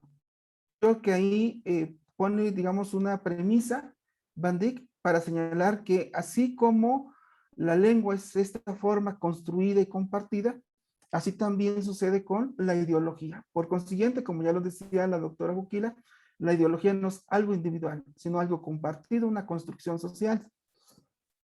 Pero aquí yo empecé a identificar, creo que Marx, la importancia de Marx fue esta idea de la construcción social que él llama clase social, ¿sí? Y la idea de la ideología, como ya también lo retoma en ese punto, que es, yo creo que es importante, ¿no? Como estas ideas falsas, ¿no? De la burguesía imponiendo al proletariado a través de las comunicaciones, ¿no? Pero yo creo que aquí lo interesante es que se está pensando la ideología como una construcción social y que permite la siguiente reflexión. En el marxismo es la clase social, en Ernesto Laclau es la identidad política y en Van Dijk es la teoría de grupos. Si me explico, es decir, ¿cuál es la unidad de análisis en Marx? La clase social, que es una construcción social. De hecho, hay una línea del discurso que parte de la idea de Marx. Y la idea de Marx es que las relaciones sociales de producción, estas son posibles porque son una construcción social discursiva, ¿verdad? Pero la unidad de análisis es la clase social. La unidad de análisis de Van Dijk que yo observé son los grupos, es la teoría social de grupos. Y eso me llamó mucho la atención, porque en realidad Laclau, Marx y Van Dijk, digámoslo así, tienen algo en común, que es una construcción social, algo compartido. Así sea la dominación, ¿verdad?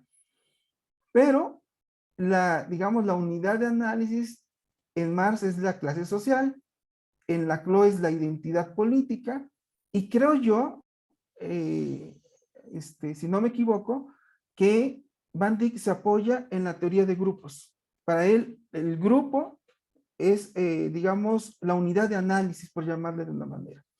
La otra aportación de Van Dijk es que incorpora la ciencia cognitiva. Y esto es, yo creo que muy relevante.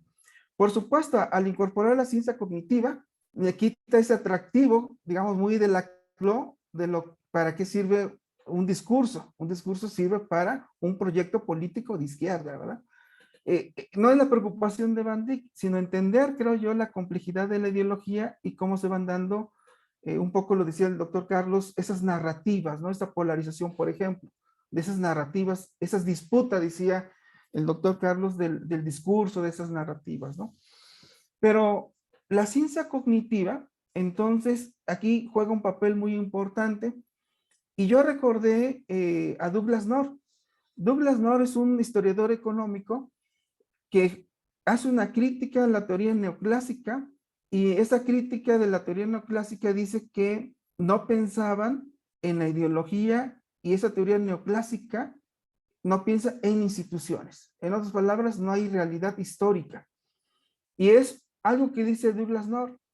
Pero dice Douglas North, por supuesto, él está estudiando los mecanismos de mercado y lo que él llama los costos de transacción. Pero él parte de la idea de que las instituciones son importantes porque permiten hacer las transacciones. Por ejemplo, un contrato, ¿sí? Pero, ¿qué sucede cuando no hay esas instituciones de mercado? Por supuesto, Douglas North lo está viendo desde la parte institucional y una crítica directa a la teoría neoclásica. Dice que cuando no hay estas instituciones, la ideología juega un papel importante. ¿Por qué? Porque la ideología permite, ¿sí? Dar estabilidad a un sistema. Y él dice que, así lo dice, es digamos, su análisis, que en las economías subdesarrolladas, al no haber esas instituciones de mercado, la ideología juega un papel importante. Pero Douglas North se apoya en la ciencia cognitiva, igual que Van Dijk, para hablar de ese tipo de ideología. Creo yo que Van Dijk tiene mucha carga de la psicología cognitiva, de la lingüística, y es su apuesta y su enfoque teórico a partir del cual él quiere hacer la discusión. Y hay un momento en donde él dice que la ideología se puede entender también como actitudes de grupo. El concepto de actitudes de grupo se ha puesto en estudios de opinión pública. Y es aquí un poco, pensé en el trabajo de César y que está dirigiendo el doctor Moya. En realidad aquí son actitudes en formas de ideología, ¿no? De hecho, en opinión pública se están midiendo actitudes populistas y actitudes ambientales. Creo yo que ahí en efecto, hay conceptos, digamos, muy detallados que van señalando ahí Van Dyck, pero que tiene que ver con la lingüística y con la ciencia cognitiva. Quien echó mano de la ciencia cognitiva es Douglas North para hacer una crítica a los neoclásicos que no habían pensado que la ideología era importante. Claro, él para establecer cómo funcionan las instituciones, ¿no? Y cómo la ideología juega un papel muy importante para, digamos, disminuir o, digamos, en donde no hay una institución moderna, poner un impacto negativo de la incertidumbre que se puede generar en las transacciones de mercado. Y aquí pensé en lo siguiente, que en realidad, por ejemplo, el programa de López Obrador, Crédito a la Palabra, es esto. El crédito a la palabra es reducir la incertidumbre en términos de un crédito, ¿sí? Y la ideología juega un papel muy importante. Yo creo que aquí Van Dyck también es algo, y un poco lo que señalaba el doctor Carlos, Althusser hablaba de los aparatos, ¿no?, ideológicos, dentro de ellos la escuela. Y creo que en la academia está sucediendo eso. ¿Por qué razón este famoso programa se le critica porque se tiene que evaluar? Pero en realidad es mucho de Douglas North, ¿eh? El crédito a la palabra es la confianza que se le puede dar a un mercado de incertidumbre, a esa estabilidad, a esos procesos cognitivos. Cuando se le da un crédito a alguien que ha sido excluido del mercado, ese crédito por 25,000 pesos recupera la confianza dentro de un sector que ha sido excluyente durante el neoliberalismo. Y eso yo creo que son instrumentos muy valiosos que nos permite pensar en el caso de Van Dyck. Y esos aparatos ideológicos del Estado se reproducen, como observaba el doctor Carlos, y creo que es valioso retomarlos en la academia. En la academia tenemos un conjunto, un grupo, diría Van Dyck, que se disputa una narrativa, un grupo de académicos que tienen un marco de referencia de democracia liberal y que de ahí se posicionan, ¿sí? Y ven en este gobierno un gobierno populista, en su sentido no de Laclau, positivo, sino peyorativo, y que creo que esta forma de ver la política, y retomo esta reflexión del doctor Carlos, es una disputa discursiva. Y esa disputa discursiva por parte de un conjunto, de un grupo, diría Van Dyck, con una, digamos, cognición de lo que es su marco de referencia, pero que en realidad hay poder ahí detrás de ello, ¿no? ¿Sí? Se le ha quitado con un proyecto de izquierda en México su discurso, que eran asesores, eran los que hacían el análisis, ¿no? Durante el neoliberalismo, ya mencionó, pensemos, yo recuerdo la gran disputa en la década de los 90 entre Héctor Aguilar Camín y Enrique Krause, disputándose el Canal 22 y las becas, que en ese entonces estaba promoviendo Salinas de Gortari. Y lo que tenemos ahora es una conciliación de ese grupo a través justamente de una narrativa, una construcción cognitiva, ¿no? Entonces, me parece que Van Dyck, yo también, un poco la crítica, ¿no?, a Van Dyck es que pues no viene de esas grandes interpretaciones tipo de Laclau, que arranca desde la modernidad y va construyendo de manera interpretativa, pero que sí nos permite un poco ordenar la discusión. Creo que para mí es una de las grandes contribuciones de un concepto tan complejo como es la ideología, que ya comentaba hace un momento, muy difícil, y él sistematiza. Pero por supuesto, su punto de vista, creo yo, es la lingüística y la ciencia cognitiva. Y eso creo yo que le quita un poco de desencanto político al tipo de Laclau, de cómo asume él la cuestión ideológica, ¿no? Pero creo que sí es muy pertinente ver las posiciones ideológicas en términos de la academia, como dice Althusser, y cómo son las disputas. creo yo que eso es muy importante porque se ha reactivado la política en México cuando no había una gran discusión. Ahora hay una discusión política con posiciones ideológicas muy interesantes, por supuesto, pero lo que está detrás es la reproducción de un poder, ¿no? Que es, yo creo que, ya lo comentaba el doctor Jairo, una de las preocupaciones de la reproducción del poder en términos de Banti, ¿no? Entonces, creo yo, eso es lo importante.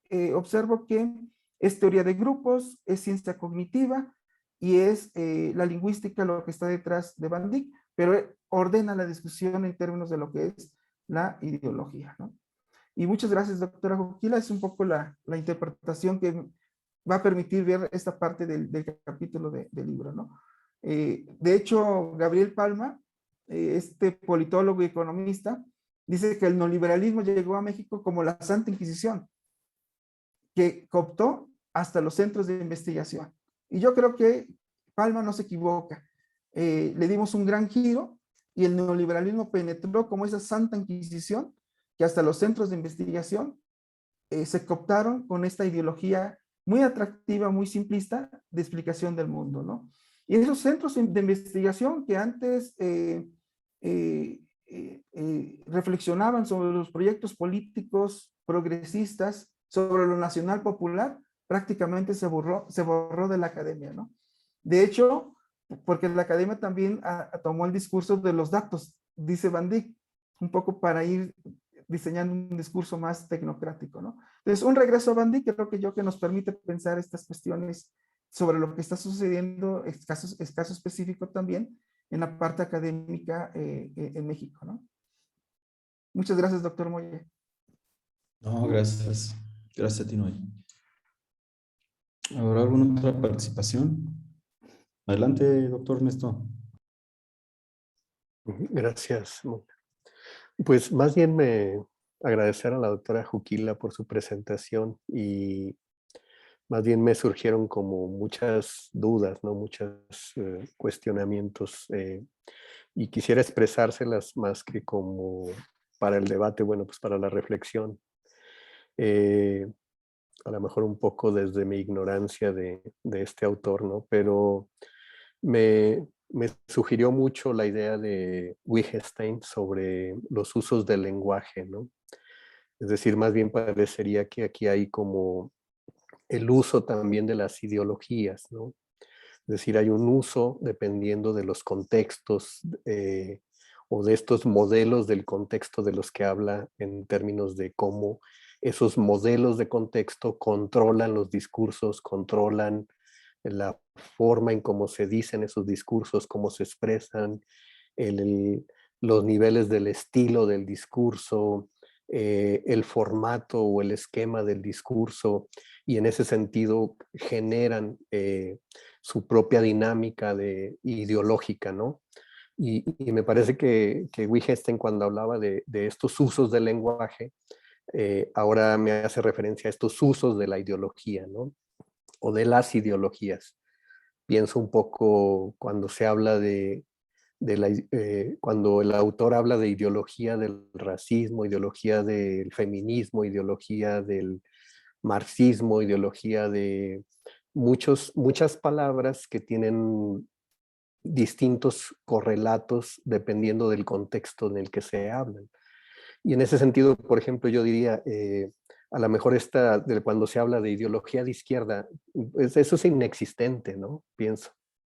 No hay una ideología de izquierda o una ideología de derecha, en el sentido de que el contexto es el que define qué es de izquierda y qué es de derecha, ¿no? Hay gente que hoy se dice que es de izquierda y antes era de la derecha, ¿no? Si lo ubicáramos en términos personales o en términos ideológicos, ¿no? Que antes eran empresarios y hoy se dicen de izquierda, aunque sigan siendo empresarios o aunque sigan promoviendo el capitalismo o el desarrollo, como lo decía David. Entonces, me parece importante destacar estas diferencias, ¿no? El uso de las ideologías en los modelos de contexto donde se producen y se reproducen, ¿no? Me imagino que antes de Bobbio, de que se hablara de izquierda y de derecha, pues se hablaban de otras categorías, ¿no? Se señalaban otros elementos. Antes de hablar de neoliberalismo había otras categorías. Antes del capitalismo había otras categorías. O sea, hay procesos ideológicos que se reproducen en determinadas sociedades, pero que, bueno, evidentemente tiene su correlación material, ¿no? Yo siento que ahí es donde Van Dijk un poco deja de lado como la cuestión material de cómo se reproducen estas ideologías tiene que ver hoy con la situación, pues, de nuestra modernidad, en el sentido de la rapidez de estas nuevas ciencias, de estas nuevas tecnologías, de estas nuevas formas de distribución de los discursos que producen múltiples ideologías, como él decía ahí en su texto, ¿no? Hay una persona que puede ser con una ideología de izquierda, pero feminista, pero también con otra, o sea, con una combinación de modelos ideológicos, ¿no? Entonces, ya a veces no podemos hablar de que una determinada persona tiene tal ideología, ¿no? Sino a lo mejor tiene 3 o 4 vertientes ideológicas. Pero bueno, eso me generó esas preguntas, ¿no? En el sentido de cómo los aspectos materiales tienen mucho que ver con cómo se reproduce, cómo el poder reproduce estas ideologías.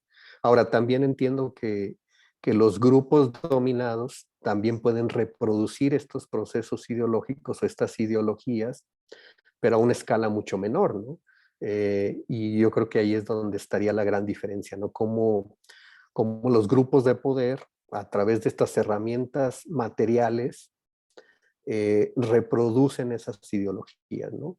Es decir, a lo mejor hay un grupo de poder que hoy llega y dice se acabó el neoliberalismo, tiene los elementos materiales para reproducir ese discurso y ya, todos decimos ya, se acabó el neoliberalismo, va a llegar otro grupo de poder que tenga esa capacidad de reproducir materialmente ese discurso y va a decir bienvenidos a la nueva era, ¿no? A la nueva época, ahora estamos en un nuevo modelo, en un nuevo proceso, y esas ideologías se reproducen por esos grupos de poder, ¿no?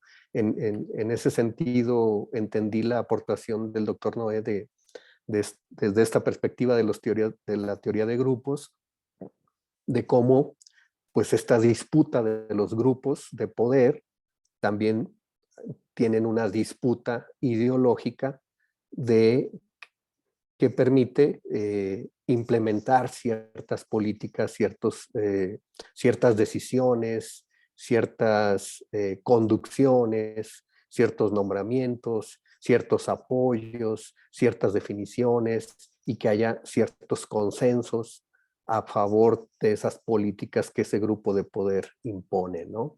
Es decir, como un poco explicaba Noé, bueno, estos créditos a la palabra desde con Salinas, recuerdo que ya estaban esos créditos a la palabra, pues es política neoliberal, pero sin embargo hoy es política con otro nombre, ¿no? Dependiendo del grupo de poder le da esa connotación, ¿no? Antes era solidaridad, después prospera, o sea, esos grupos de poder utilizan los aparatos o las instituciones o las formas materiales de distribución de los discursos para darle consenso a sus políticas y a sus ejercicios, ¿no? Esa sería mi única aportación sobre esta parte. Gracias.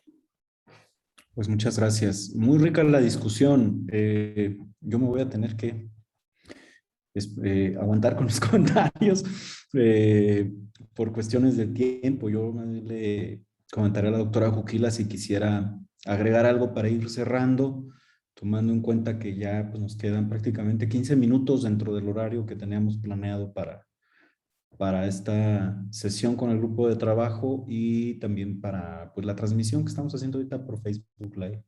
Entonces, no sé, doctora Juquila, si quisiera usted ir integrando algunas ideas, ir concluyendo, cerrando la sesión. Claro que sí, muchísimas gracias, doctor Jesús.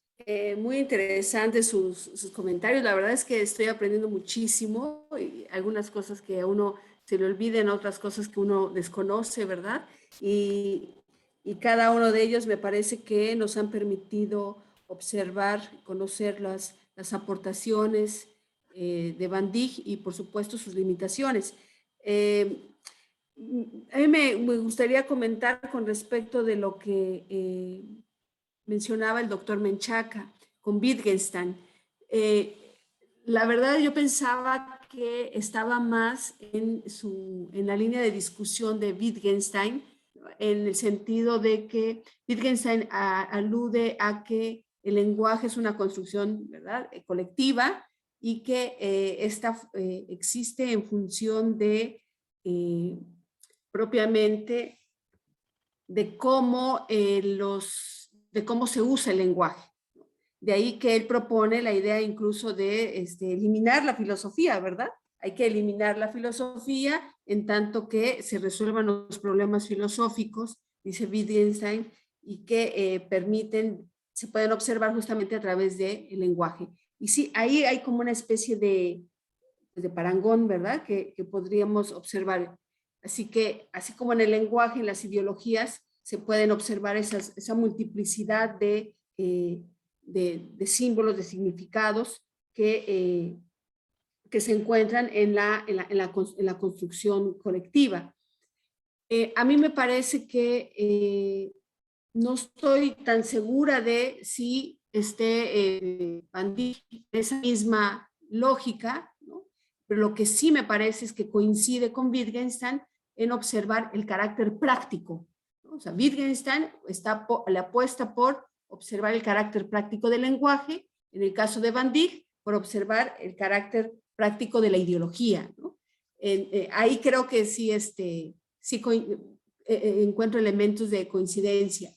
Otro es que, aunque en Van Dijk sí se observa de algún modo que busca identificar esas estructuras lógicas en el discurso, ¿verdad?, cómo se expresan en la ideología, ahí Wittgenstein dice que más que identificar, buscar las estructuras lógicas del lenguaje, de lo que se trata es de observar el comportamiento de quienes lo usan. Entonces, ahí en esa parte me parece que tengo algunas reservas, porque en el análisis de Van Dijk sí creo que sí apuesta por ir construyendo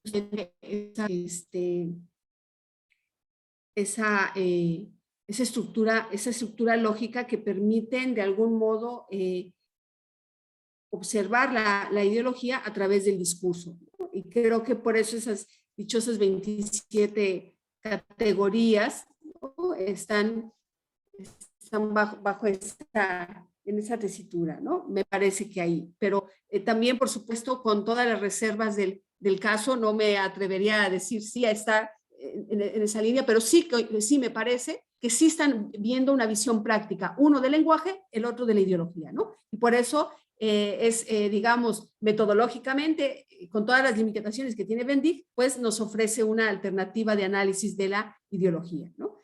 Por supuesto, con respecto a las limitaciones de las que hablaba ya el doctor Jairo, doctor Noé en su momento, ¿no? Sí, quizá esperamos o quizá porque estamos acostumbrados a hacer lecturas, ¿no?, desde el campo de la sociología, la ciencia política, ¿no? Ver siempre esos conceptos que están en este campo de conocimiento. Y a mí en lo particular, cuando hice la lectura del texto, tengo que confesar abiertamente que estaba entre compartir, y la idea de la propuesta era o Eagleton o Van Dijk, ¿no?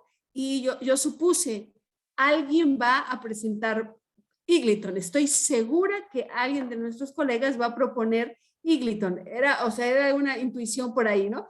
Ya la descubrí, creo que sí, que el doctor Carlos nos va a proponer Eagleton, lo cual va a ser muy bueno. Entonces creo que apostemos por otras lecturas, ¿verdad?, que no están cargadas de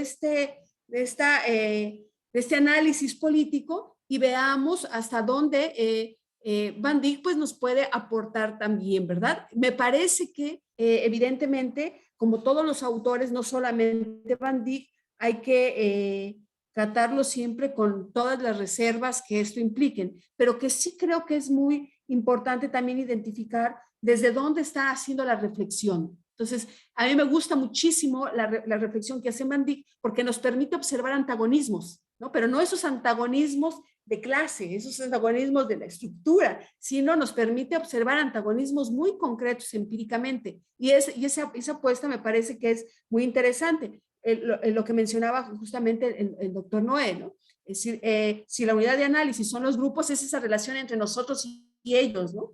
Entonces, esa relación antagónica entre nosotros y ellos se fue construyendo justamente a través de estas categorías que implica el uso de falacias, ¿no? Por ahí en la parte del caso que expone, ¿no? Alude a cómo un grupo, ¿no? Puede recurrir a la autoridad, ¿no? A una persona que tiene la autoridad en el tema, ¿no? Para inducir su propia perspectiva, ¿no? Entonces el uso de las falacias ahí está presente como parte de esa estrategia, pero que no solamente es una estrategia lingüística. Me parece que en Van Dijk sí podemos encontrar profundidad cuando no nos limitamos, aunque él parte de una base lingüística, no se queda ahí. Y creo que eso es lo interesante, porque lo que está detrás de esos significados, de las hipérboles, ¿no? De categorías como decía la descripción, los desmentidos y demás, tienen los eufemismos. Es una construcción política ahí, me parece, ¿no? Entonces, la ideología se va construyendo a través de ese discurso que sirve yo le llamaría de puente, ¿no? De medio para el cual se posiciona un determinado grupo político. Y ahí podemos observar cómo se da la producción. Por supuesto, quizás no se puede observar la reproducción de ese poder en un sentido más amplio, pero en contextos muy concretos sí se puede ver. Incluso Van Dijk argumenta por ahí que el tema de la generalización, ¿no? Cómo recurrimos a la generalización para después, ¿no? Como estrategia, para después evidenciar los elementos negativos de la generalización y eliminamos las situaciones concretas, ¿no? Porque esas nos comprometen y eso también forma parte de la ideología. Entonces, creo que por ahí sí creo que nos da una apertura a pensar lo lingüístico, no solamente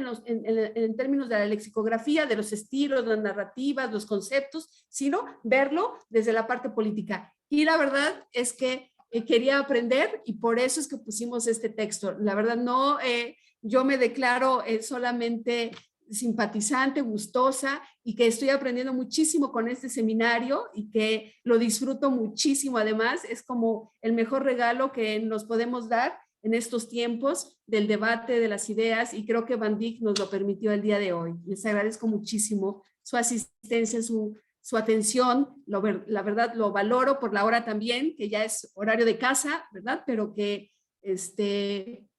creo es muy, muy padre. Rompe con la ideología neoliberal de la academia. Pues sí, ojalá. Muchísimas gracias. No, gracias a usted, doctora Juquila, porque en realidad pues usted también nos permite este espacio de reflexión, este espacio de charla para poder compartir ideas y pues aquí le compartimos todos un aplauso virtual a través de Zoom. Y pues sí, digamos que definitivamente la ideología es antes que nada un proceso de carácter psicosocial con todo lo que implica digamos, construir este vocablo con la palabra social en términos amplios y que las distintas perspectivas nos permiten definitivamente acercarnos a temas políticos tan relevantes como es el poder, como es la dominación y entender a nuestra América Latina en términos de cómo es que se construyen o se constituyen ideologías bajo una relación política fundamental que es la dominación, que es el poder, y que, digamos, es un elemento consustancial. Yo sí creo que no es posible interpretar al Estado, no es posible interpretar el poder sin asumir que hay aspectos de carácter subjetivo como lo es la ideología, que son partes fundantes, ¿no? De estas relaciones sociales. Y bueno, Van Dijk, el texto nos permite acercarnos. El seminario, pues como verán, pues la idea no es que podamos acercarnos a distintas ideas a través de las lecturas que se están planteando, y quisiera comunicarles que ya vamos a formalizarlo de una mayor forma. Va a haber gente que se va a poder inscribir, aquel que sea deseoso, a partir de la tercera sesión. Eso va a ser a partir de febrero. Vamos a sacar una convocatoria, vamos a publicitarlo, etcétera, y tendremos ya una lista completa de todas las lecturas. A mí me toca, de hecho, la siguiente sesión coordinarla, digamos, presentarla. Yo sí les voy a poner a leer a Marx. Vamos a tomar un fragmento de la ideología alemana para discutir con Marx, y bueno, vamos a ver ahí cómo es que pues hay distintas acepciones de ideología, ¿no? Pero bueno, entonces, pues muchísimas gracias. Hay que estar al tanto de lo que continúe con el seminario, y pues que tengan muy buenas noches, y pues gracias por todo, por compartir y por la discusión tan rica que se dio hoy para este texto. Y sobre todo a la doctora Juquila que nos ayudó con esto. Y pues bueno, que tengan muy buenas noches. Hasta luego. Adiós. Muchas gracias. Muchas gracias a todos. Muchas gracias. Buenas noches a todos. Muchas gracias. Buenas noches. Invitar a Jairo también por si quiere integrarse ahí a las lecturas. Sí. Lo vemos. Si a Jairo le interesa y quiere proponer también coordinar una sesión, con todo gusto. No hay ningún problema. Lo vamos viendo. A ver si después nos organizamos, doctora Juquila. Podría ser, Claro que sí. a lo mejor antes de que se acabe el año, para volvernos a reunir los cuerpos académicos, para ya planear cómo se haría el seminario en las sesiones que siguen, para que ya le demos formalidad y ya podamos sacar esta pequeña convocatoria con tiempo para que se inscriba el que quiera participar. Claro. Y ya darle esta formalidad, como creemos, a partir. Claro que sí, excelente idea. Yo creo que está muy bien. Tenemos una idea de ciencia abierta, ¿no? Con la comunidad, con la sociedad, y creo que esta es una manera de lograrlo, ¿no? Sí. Claro que sí, nos ponemos de acuerdo, doctor, y por supuesto nos podemos reunir, solo si no tienen inconveniente que sea 6:30, ¿verdad? Si no les genera inconveniente, me es muy complicado realmente, no es excusa, es disculpa. Nosotros ya regresamos a clases presenciales esta semana. Nosotros de por sí ya estábamos trabajando en la universidad, aunque seguíamos en clases virtuales. Esta semana ya nos incorporamos a presenciales y tenemos saturado de clases porque estamos en una zona que no todo el mundo tiene gusto por estar en esta región, y entonces sí tenemos una carga de docencia fuerte. Esperemos que poco a poco vaya aligerándose esta situación. Esperamos que haya muchos investigadores que quieran venir a la región del Istmo, ¿verdad? A compartir sus conocimientos en esta área, en esta zona. Pero por ahora estamos comprometidos con la docencia, así que tenemos mucho tiempo ocupado para ese rubro. Entonces sí se me complica, ¿no? Se me cruzan los horarios con el doctor Cordero. Entonces, si ustedes no tienen inconveniente, 6:30. Sí, no, nos organizamos. Si quiere, nos coordinamos acá y nos vamos comunicando como lo hacemos por correos. Perfecto. Y planeamos una reunión operativa de 1 hora, nada más para... Perfecto. De hecho, ahorita les propongo, yo llego ya con una propuesta del seminario, por lo menos nuevamente en fechas, y ya nada más sería que ustedes después me mandaran los títulos de cada sesión, las lecturas, y yo ya me encargo del cartel, la convocatoria, todo eso. O sea, no se preocupe, para hacerlo en 1 hora, sí, muy operativa, y para desahogarlo, y a ver si en el transcurso todo el 2022 sacamos el seminario de manera cada 2 meses, teniendo una sesión cada 2 meses. También decirle que Brenda nos va a hacer el favor de subir la sesión de hoy a YouTube, por si usted quiere tenerla ahí a la mano, por cualquier cosa. Sí, muchísimas gracias. Pero Claro que sí. Ya después yo le informo cuando esté allá en Claro la que sí. de YouTube de la unidad. Claro que sí. No, pues muchísimas gracias. Un gusto de verles, de conocerles, a los que no conocen, y bueno, aquí seguimos. Muchísimas gracias. Que tengan muy buena noche. Quedó pendiente la discusión entre Laclau y Wittgenstein. Pues para la siguiente sesión. Antes de que se vaya, doctora Juquila, fíjese que el doctor Jairo, es docente aquí de la unidad académica. Él se reintegró hace, pues, un semestre ya. Que no este semestre, ¿verdad, Jairo? Hace 3 meses, sí. Hace 3 meses, sí, perdón, ando perdido de tiempo, pero es compañero nuestro. Y Ángel, que está aquí abajo, supongo que debe ser un estudiante de aquí del Estado de México que está haciendo su estancia de investigación con nosotros acá en Ciencia Política, que lo invité al seminario. Y había unos estudiantes también del doctorado. Sí, entonces, bueno, bienvenidos todos. Muy bien. Y la doctora Bienvenido, Silvana también. doctor Jairo, al seminario. Ah, excelente, ¿no? Pues muy bien, muchísimas felicidades, doctor Jairo. Qué bueno que está una excelente planta académica, de mucho diálogo y de mucha apertura, que se trabaja muy bonito, la verdad es que sí. Sí, sí, así es. Muchas gracias. Ya nos veremos el otro año. Les voy a tomar la palabra. Claro que sí. Ok. Pues seguimos en contacto. Que tengan muy buena noche. Igualmente. Buen descanso. Hasta luego. Gracias, Buenas doctora noches. Juquila. Buenas noches. Gracias. Gracias. Igualmente, hasta luego. Entonces,